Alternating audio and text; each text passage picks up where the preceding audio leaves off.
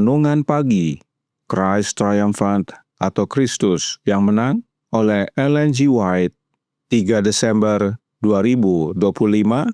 Mari kita berdoa.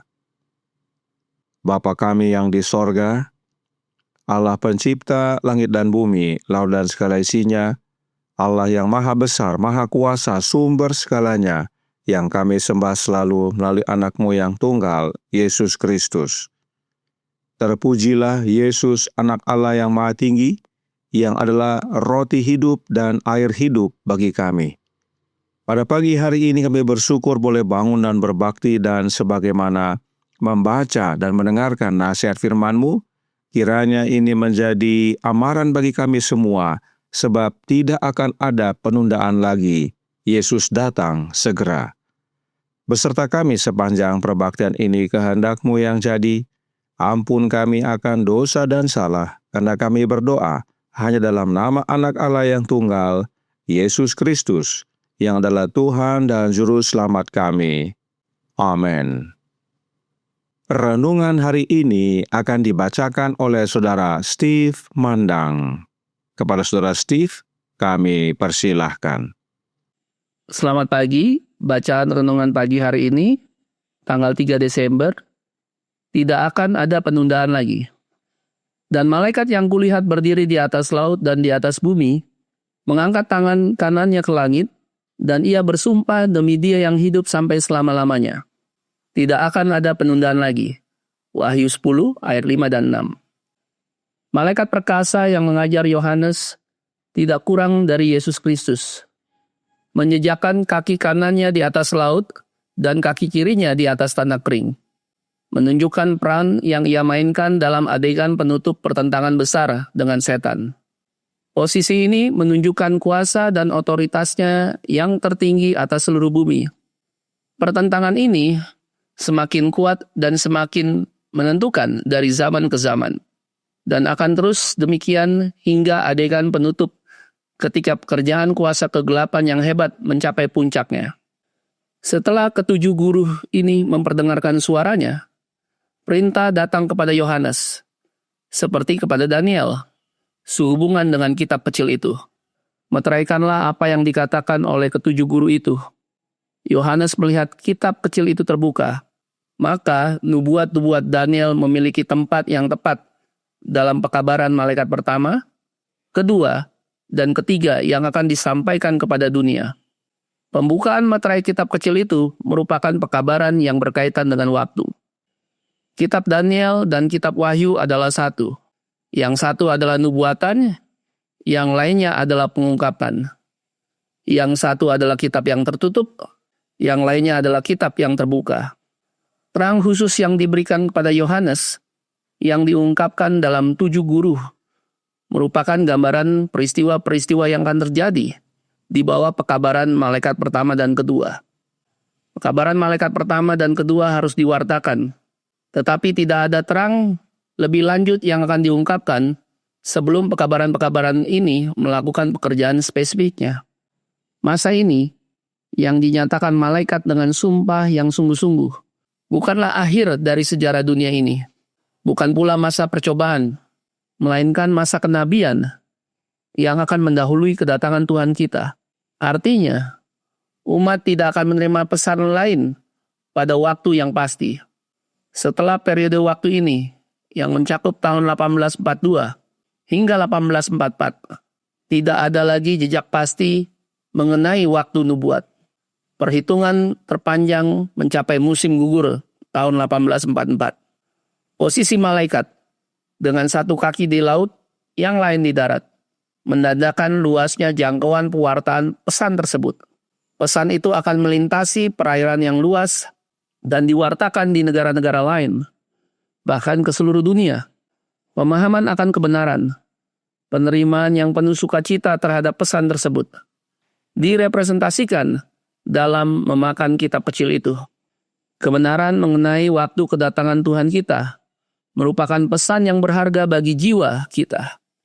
Diambil dari manuskrip 59 tahun 1900. Demikianlah bacaan renungan pagi hari ini. Tuhan Yesus memberkati. Terima kasih atas penata layanan Saudara Steve. Tuhan Yesus memberkati. Selamat pagi saudaraku dalam Tuhan. Di dalam buku Wahyu ada 2 pernyataan tentang malaikat. Pertama disebut malaikat, dan yang kedua disebut malaikat kuat atau mighty angel.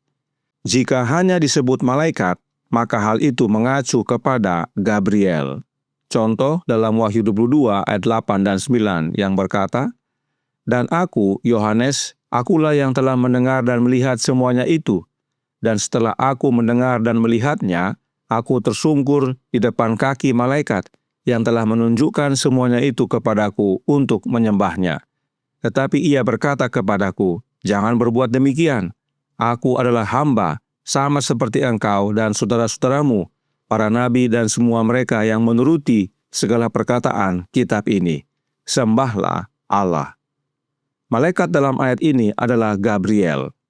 Tetapi dalam Wahyu 10 ayat 1 dikatakan, "Dan aku melihat seorang malaikat lain yang kuat turun dari sorga, berselubungkan awan, dan pelangi ada di atas kepalanya, dan mukanya sama seperti matahari, dan kakinya bagaikan tiang api." Malaikat yang kuat ini atau mighty angel bukanlah Gabriel, tetapi Yesus Kristus. Apa buktinya bahwa malaikat yang kuat ini adalah Yesus Kristus? Perhatikan disebutkan mukanya atau wajahnya sama seperti matahari. Mari kita mundur ke pasal 1 dan kita baca ayat 16. Di sana dikatakan, "Dan di tangan kanannya ia memegang 7 bintang, dan dari mulutnya keluar sebilah pedang tajam bermata 2, dan wajahnya bersinar-sinar bagaikan matahari yang terik." Nya atau ia dalam Wahyu 1 ayat 16 adalah Yesus Kristus, dan wajah Yesus bagaikan sinar matahari. Jadi, gambaran Wahyu 1 ayat 16 dan Wahyu 10 ayat 1 adalah sama. Itu sebabnya renungan hari ini berkata dalam Christ Triumphant halaman 344 paragraf 2. Malaikat perkasa atau malaikat yang kuat yang mengajar Yohanes tidak kurang dari Yesus Kristus. Menjejakkan kaki kanannya di atas laut dan kaki kirinya di atas tanah kering, menunjukkan peran yang ia mainkan dalam adegan penutup pertentangan besar dengan setan. Posisi ini menunjukkan kuasa dan otoritasnya yang tertinggi atas seluruh bumi. Roh Nubuat selaras dengan Alkitab bahwa malaikat yang kuat atau mighty angel tersebut adalah Yesus Kristus itu sendiri. Alkitab berulang-ulang menyatakan bahwa Yesus disebut malaikat. Bukan karena Yesus adalah malaikat, tetapi kata malaikat itu sendiri berarti utusan. Yesus adalah utusan Bapa. Dalam Injil Yohanes, berulang-ulang Yesus akui bahwa dirinya adalah utusan Bapa. Dan sang malaikat kuat ini meminta perhatian. Manuskrip 59 tahun 1900 paragraf 21 berkata, "Namun, malaikat yang kuat menuntut perhatian. Ia berseru dengan suara nyaring. Ia harus menunjukkan kuasa dan otoritas suaranya kepada mereka yang telah bersatu dengan setan untuk menentang kebenaran." Dan jika kita baca Wahyu 10 ayat 3, sang malaikat yang kuat ini berseru dengan ke-7 guruh. Lalu sang malaikat angkat tangan kanannya ke langit dan bersumpah. Kepada siapa sang malaikat bersumpah?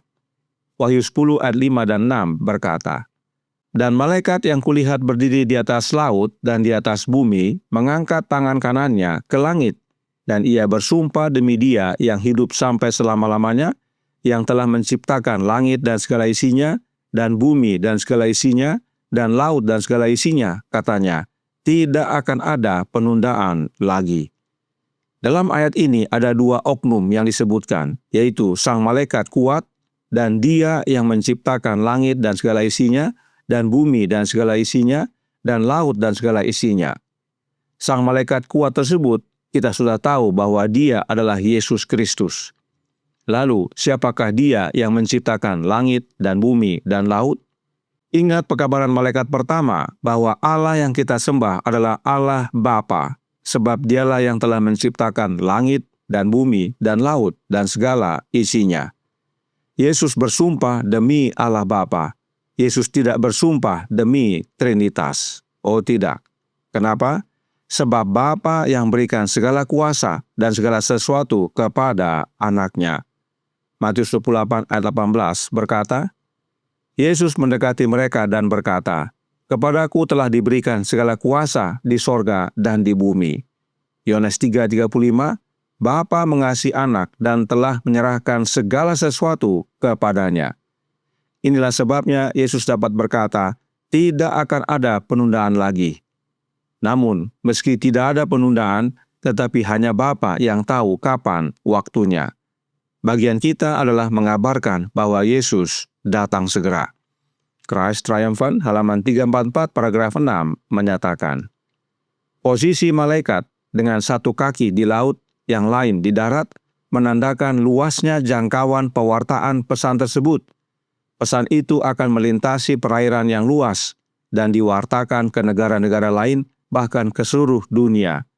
Pemahaman akan kebenaran, penerimaan yang penuh sukacita terhadap pesan tersebut direpresentasikan dalam memakan kitab kecil itu. Kebenaran mengenai waktu kedatangan Tuhan kita merupakan pesan yang berharga bagi jiwa kita. Yang memakan kitab kecil tersebut adalah umat Advent, dan karenanya bagian kitalah yang mengabarkan ke seluruh dunia bahwa Yesus datang segera. Sebab tidak ada penundaan lagi. Tuhan memberkati, saya bawa dalam nama Yesus. Amin. Mari kita berdoa. Bapa kami yang di sorga, Allah pencipta langit dan bumi, laut dan segala isinya, Allah yang maha besar, maha kuasa, sumber segalanya, yang kami sembah selalu melalui anak-Mu yang tunggal, Yesus Kristus. Terima kasih atas nasihat dan amaran yang menguatkan pada pagi hari ini, bahwa Engkau ya Bapa telah menyerahkan segala sesuatu kepada anak-Mu, segala kuasa baik di sorga maupun di bumi, sehingga Yesus dapat menyatakan tidak ada lagi penundaan, bahwa Dia datang segera. Dan bagian kami adalah untuk mengabarkan kepada banyak orang ke seluruh dunia bahwa Yesus datang segera dan berjaga serta bersedia. Karenanya tolong kami ya Bapa, karuniakanlah roh anak-Mu dalam hidup ini, sebab hanya dengan memiliki rohnya Kristus itulah persediaan utama bagi kami, agar tidak hanya kami diubahkan menjadi serupa dengan Dia, tetapi kami pun dapat mengabarkan dengan penuh kuasa bahwa Yesus datang segera.